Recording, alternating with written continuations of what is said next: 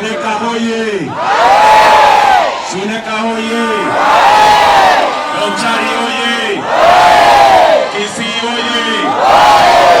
Abantu bami ntombo ya more! Ya more maembe! Nasai na omuya! Nachinga kichionzi!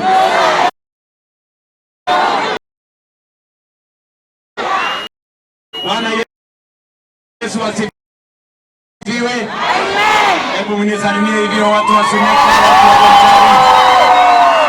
Basi hii maneno ni leo ama si leo? Nimefika hapa Kisii tangu juzi. Mimi nimekuwa hapa, nilikuwa hapa Sunday kwa sababu Waswahili wanasema ahadi ni nini? Na dawa ya deni si ni kulipa. Niliwaambia nitarudi. Sunday nilikuwa hapa kuanzisha kwanza stadium yetu ya Kisii. Hiyo stadium ilijengwa na ilikuwa ni kazi ya chini sana. Nikaona hii stadium haifai watu wa Kisii. Kwanza tunajua tuko na football club inaitwa Shabana. Ama si tuko na Shabana? Ile Tore Bobe. Ati Shabana? Shabana? Ati Shabana? Sasa niwaulize, Shabana inaweza kuwa Tore Bobe kweli kama hakuna stadium? Kama hakuna bus? So Sunday nimeleta bus kubwa hapa ya Shabana ya milioni 27. Hiyo bus inakaa kama ndege. Unaelewa? Na nikasema hiyo stadium ya hapo Kisii tubadilishe. Nimetoa bilioni 1 kujenga stadium mpya ya Kisii. Ndani ya miezi 9 hiyo stadium itakuwa imekamilika. Tunaelewana? Na nikatoa milioni nyingine 20 kuhakikisha kwamba timu yetu ya Shabana inaendelea na michezo yake wakati tunatengeneza stadium ya Kisii Stadium. Nasema tuendelee ama tuendelee? Nimeenda kufanya kazi kule, nimeanza kuanzisha University ya Nyamira. Nimeenda kule mambo ya soko. Tumeanzisha soko hapa Kisii.